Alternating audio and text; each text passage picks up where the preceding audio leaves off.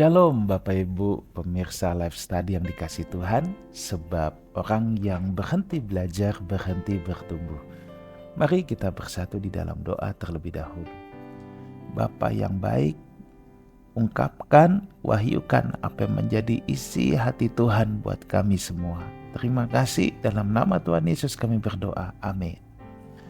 Bapak Ibu Saudara, kita sudah masuk sekarang di Kitab Roma pasal yang kelima, ayat 1 sampai dengan ayat yang ke-11. Roma 5 ayat 1 sampai dengan ayat yang ke-11.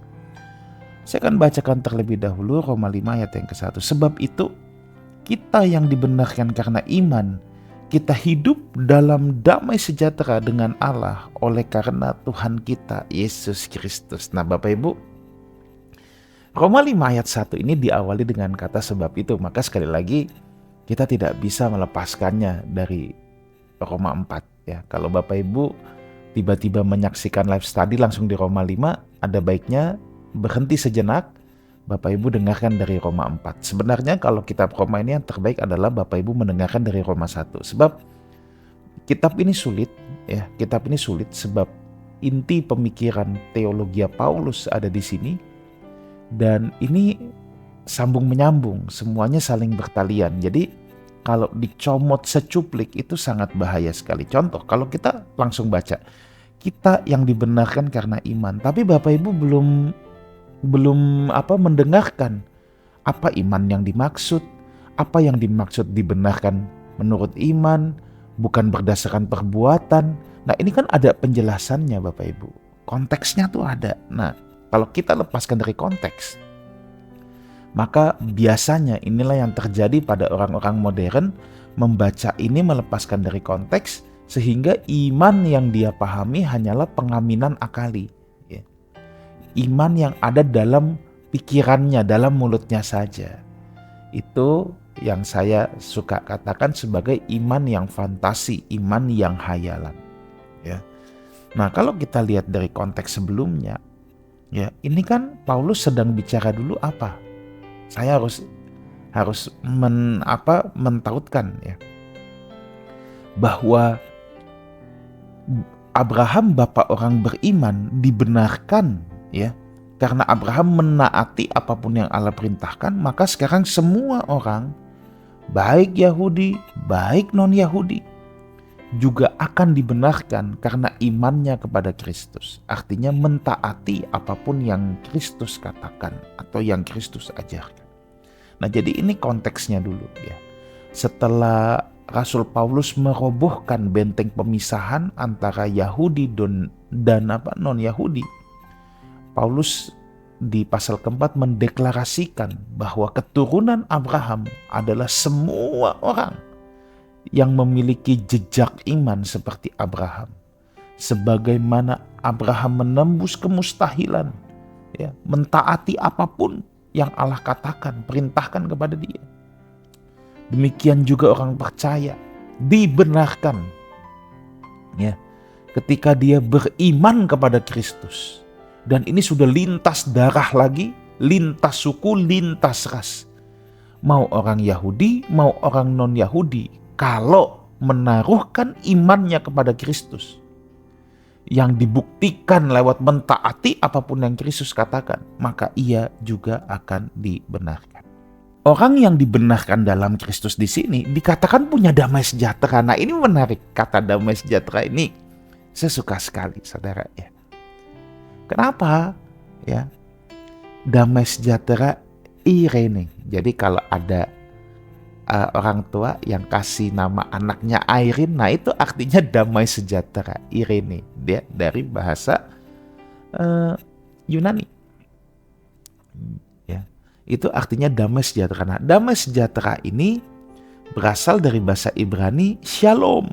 Nah, ini yang menarik saudara. Shalom itu semua aspek, ya, baik jasmani, rohani, mental, semuanya itu terpenuhi. Semuanya itu tercukupi, semuanya itu berkelimpahan dalam semua aspek. Itu sebabnya kenapa saya bilang saya suka dengan terjemahan bahasa Indonesia. Kalau bahasa Inggris kan peace, ya oke udah peace. Tapi dalam bahasa Indonesia eirene, shalom, itu terbanyak diterjemahkan dengan damai sejahtera. Butuh dua kata. Karena tidak cukup sejahtera doang, tidak cukup damai doang, tapi harus damai sejahtera. Nah, shalom yang sejati, ya, yang dikatakan Rasul Paulus, itu hanya bisa dimiliki oleh orang-orang yang dibenarkan oleh Kristus. Ya. Shalom yang sejati, damai sejahtera ini berasal dari Kristus. Dan kalau orang memiliki shalom dari Tuhan, ya, memang shalom hanya bisa dari Tuhan, sebab Tuhan itu sumber shalom. Kalau orang memiliki damai sejahtera dari Kristus, maka damai sejahteranya itu sejati, permanen, gak hilang. Kenapa? Sebab banyak orang bilang saya damai, saya sejahtera, itu karena apa yang terjadi di luar mereka. Dapat kenaikan pangkat, waduh damai banget nih hati. Aduh sejahtera banget suasana.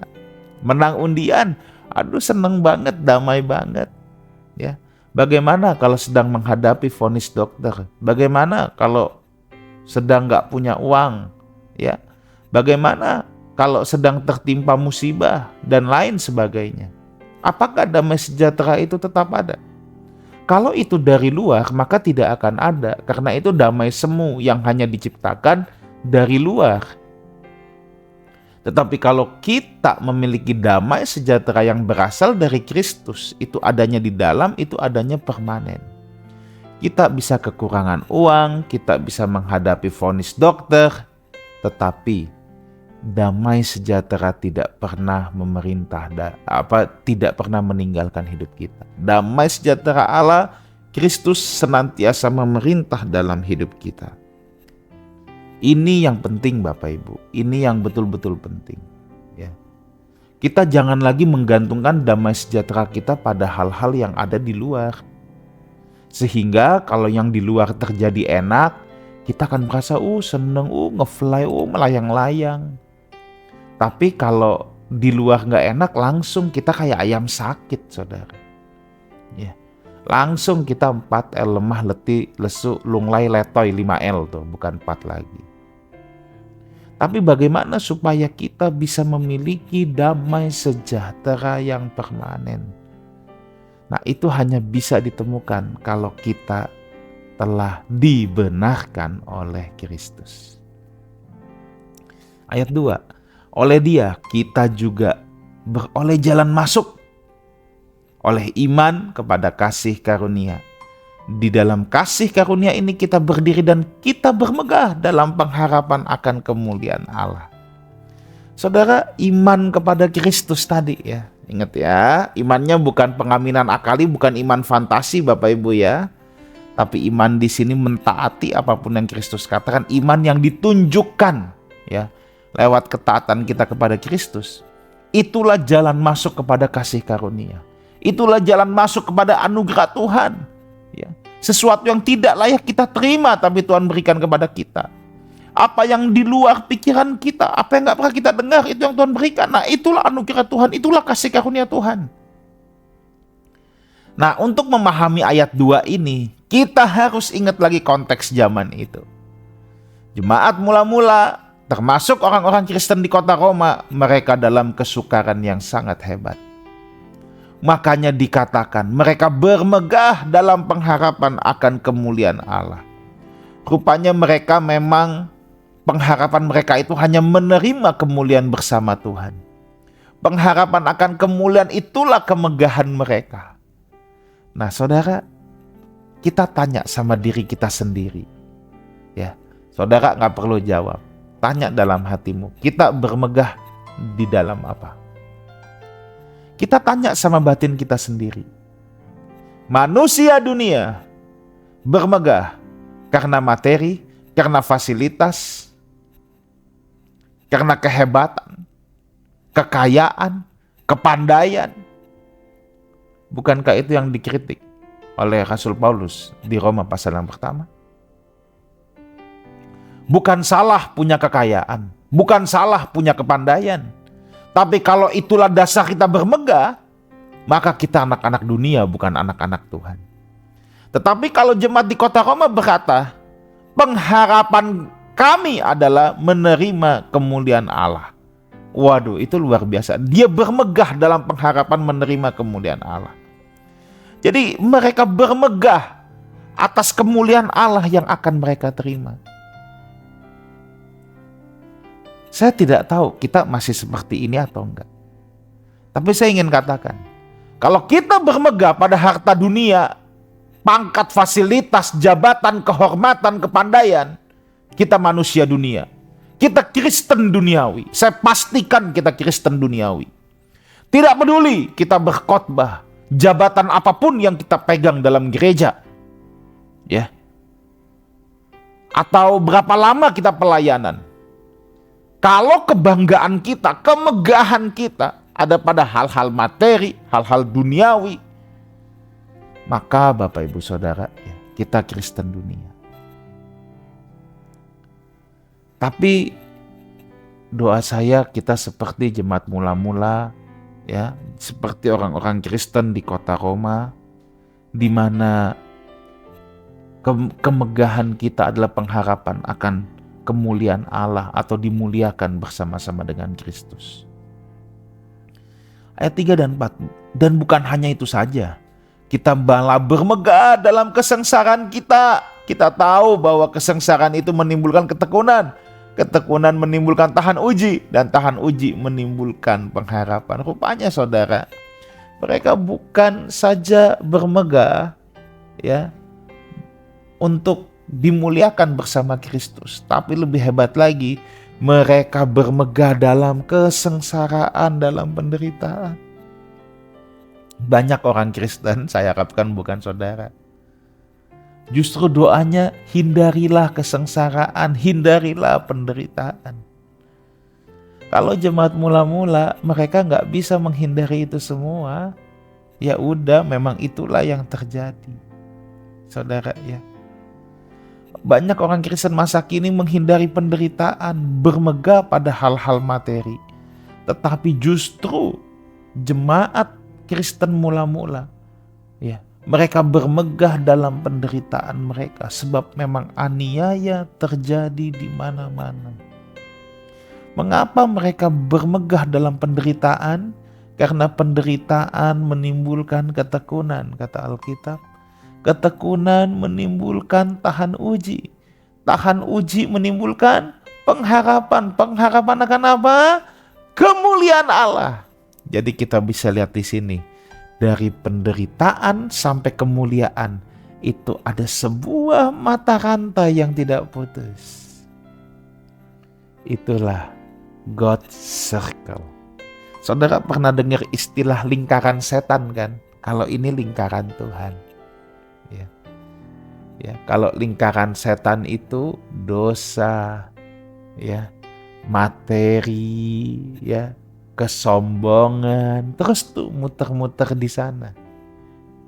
Tapi kalau lingkaran Tuhan, penderitaan, ketekunan, tahan uji, pengharapan, kemuliaan bersama Allah. Lewat kemuliaan itu mereka bermegah lagi dalam penderitaan. Penderitaan menghasilkan ketekunan, ketekunan menghasilkan tahan uji, tahan uji menghasilkan pengharapan, pengharapan menghasilkan kemuliaan. Ini lingkaran Tuhan, bukan lingkaran setan. Ayat yang kelima, dan pengharapan tidak mengecewakan, karena kasih Allah telah dicurahkan di dalam hati kita oleh Roh Kudus yang telah dikaruniakan kepada kita. Manusia bisa mengecewakan, tapi Tuhan tidak bisa mengecewakan. Kenapa pengharapan tidak mengecewakan? Karena pengharapan di sini dimaksudkan kepada kasih karunia Tuhan, kepada Tuhan sendiri, kepada kemuliaannya. Kalau pengharapan kita kepada manusia, itu pasti bisa mengecewakan, ya. Makanya terkutuklah orang yang mengandalkan manusia. Bapak Ibu, kalau kita mengandalkan manusia, kita berharap sama manusia, kita pasti dikecewakan. Ya, kita pasti akan dikecewakan. Sebab hanya Tuhan memang yang tidak mengecewakan. Jangan berharap pada manusia. Bapak Ibu mungkin punya keperluan ini, punya kesulitan ini, punya kesulitan itu. Yuk belajar ketika berdoa, aku berharap sama Tuhan. Jangan ketika berdoa Anda mikirinnya si A terus. Tuhan gerakan si A supaya A nolong saya. Pokoknya sambil doa yang di otak, inilah si A jalan keluar dari semua persoalan saya. Waduh, itu ngawur saudara. Itu tuh seperti menduakan Tuhan. Kita mengharapkan loh ada pihak lain, ada ilah lain. Kalau seperti itu ya Tuhan bilang ya udah kamu urus sendiri deh sama si A situ. Misalnya si A ya. Tapi yang benar adalah saudara boleh punya kenalan ini itu ya. Tapi ketika saudara datang sama Tuhan, ketika saudara berbeban berat, ketika saudara putus asa, jangan mikir nama siapapun, mikir Tuhan. Kalau nanti Tuhan mau gerakan si A, itu urusan belakang. Ini sangat berbeda ya, Tuhan yang gerakan atau kita yang maksa-maksa Tuhan suruh si A tadi. Ini kan perumpamaan si A ya. Kalau itu kemauan kita, setupnya kita, maaf Tuhan bilang ya udah kamu urus sendiri deh sama si A, aku nggak ikut-ikutan. Ya kira-kira gitu ya. Nah jadi sekali lagi manusia bisa mengecewakan, hanya Tuhan yang tidak dapat mengecewakan. Jangan berharap pada manusia. Roh Kudus yang dikaruniakan kepada kita mengokohkan pengharapan yang kita miliki di dalam Kristus. Oke, ayat 5-8 sekarang. Karena waktu kita masih lemah, Kristus telah mati untuk kita orang-orang durhaka pada waktu yang ditentukan Allah. Sebab tidak mudah seorang mau mati untuk orang benar. Mungkin untuk orang baik ada yang berani mati. Akan tetapi Allah menunjukkan kasih-Nya kepada kita karena Kristus telah mati untuk kita ketika kita masih berdosa. Intinya ayat ini Paulus sedang katakan Kristus mengasihi kita, memberikan kasih karunia-Nya, dibuktikan lewat pengorbanannya di atas kayu salib. Dan ini, lihat, ketika kita masih berdosa. Ya, Kristus enggak mengasihi kita setelah kita baik, ya, setelah kita datang ke gereja, enggak. Ya, Kristus mengasihi kita apa adanya, tetapi Dia tidak akan membiarkan kita apa adanya. Kristus mengasihi semua orang, bahkan ketika kita masih berdosa, Dia sudah mengasihi kita. Maka kalau sekarang kita meresponi kasih-Nya, dengar baik, tidak ada hal apapun yang dapat menambahi dan mengurangi kasih Allah kepada kita. Sebab kasih Allah itu full dan penuh. Nothing you can do untuk menambahkan, nothing you can do untuk mengurangi. Kalau orang hidup dari dosa, terbuang dari Allah selama-lamanya, itu bukan karena Allah tidak mengasihi. Itu adalah konsekuensi yang harus dia tanggung. Oke.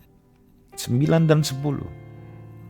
Lebih-lebih, karena kita sekarang telah dibenarkan oleh darah-Nya, pasti kita juga akan diselamatkan oleh murka Allah.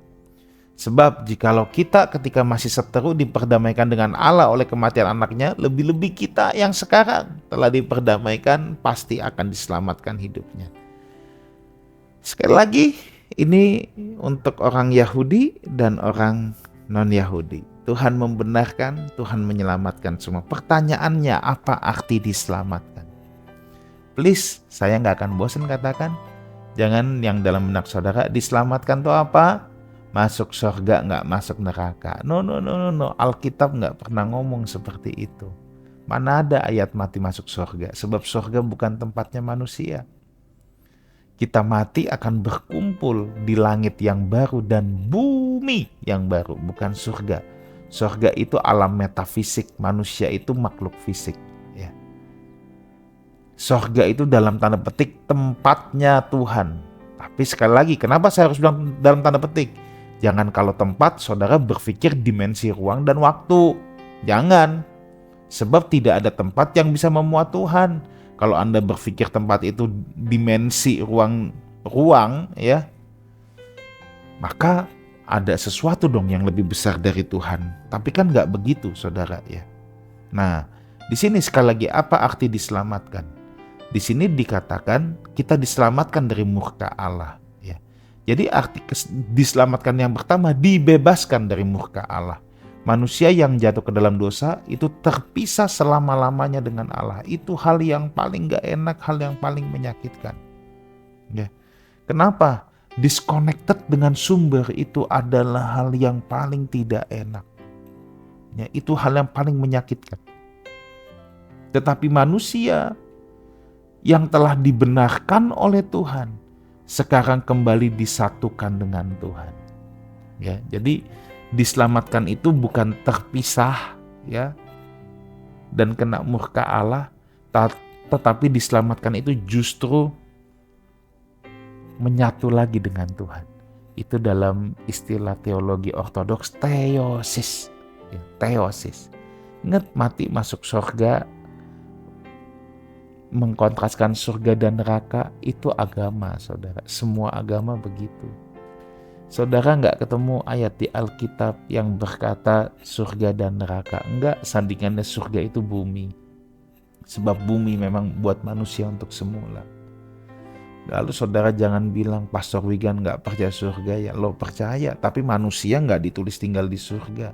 Manusia ditulisnya tinggal di langit yang baru dan bumi yang baru. Nah jadi diselamatkan yang pertama, dibebaskan dari murka Allah. Manusia yang udah jatuh ke dalam dosa terpisah dari Allah. Tetapi dibenarkan, kemudian disatukan kembali dengan Allah. Yang kedua, arti kata diselamatkan. Saudara kalau ngomong selamat tuh apa sih? Pasti ada tujuan kan? Selamat itu kan dikatakan selamat sampai tujuan. Kalau nggak sampai tujuan ya nggak selamat namanya. Nah, maka arti keselamatan yang kedua adalah manusia dikembalikan ke tujuan semula Allah menciptakan manusia. Artinya apa? Kualitas di dalamnya harus dibenahi dulu. Salam damut Tuhan, gambar rupa Tuhan harus dibenahi dulu. Nah itulah pembenahan itu melalui Kristus dan Roh Kudus. Manusia diselamatkan artinya dikembalikan ke gambar Tuhan. Dikembalikan ke tujuan semula. Tuhan menciptakan manusia. Jelas Tuhan menciptakan manusia untuk menegakkan kerajaannya di bumi ini menjadi pelaksana kehendaknya. Tetapi manusia yang jatuh ke dalam dosa menjadi pelaksana kehendak kuasa gelap dan melakukan keinginan daging, keinginan mata, dan keangkuhan hidup. Bukan itu yang Tuhan mau. Oke, jadi udah clear ayat yang terakhir ke-11. Dan bukan hanya itu saja, kita malah bermegah dalam Allah oleh Yesus Kristus Tuhan kita. Sebab oleh Dia kita telah menerima pendamaian itu. Nah, jadi kemegahan Paulus itu dalam Yesus Kristus, satu, dimuliakan bersama-sama dengan Tuhan. Dua, diperdamaikan dengan Allah. Manusia yang rohnya berasal dari Allah, yang sempat menjadi seteru Tuhan, sekarang jadi berdamai, diperdamaikan. Siapa yang memperdamaikan? Darah Kristus yang memperdamaikan. Posisi kita tidak lagi bermusuhan dengan Allah, sebab dosa telah dipikul di atas kayu salib. Posisi kita sekarang menjadi sahabat-sahabat Tuhan. Itu sebabnya Paulus bermegah. Saudara bisa lihat, Paulus gak punya kemegahan dalam hal-hal duniawi. Kemegahan Paulus adalah kemuliaan bersama Tuhan, diperdamaikan dengan Allah. Kiranya itu juga yang menjadi kemegahan bagi kita semua. Tuhan Yesus menyertai kita semua. Amin. Mari kita berdoa. Terima kasih Tuhan buat isi hati Tuhan. Matraikan dalam hatimu, dalam hati kami semua, di lubuk hati paling dalam, biar kebenaran firman-Mu meresap dalam hidup kami.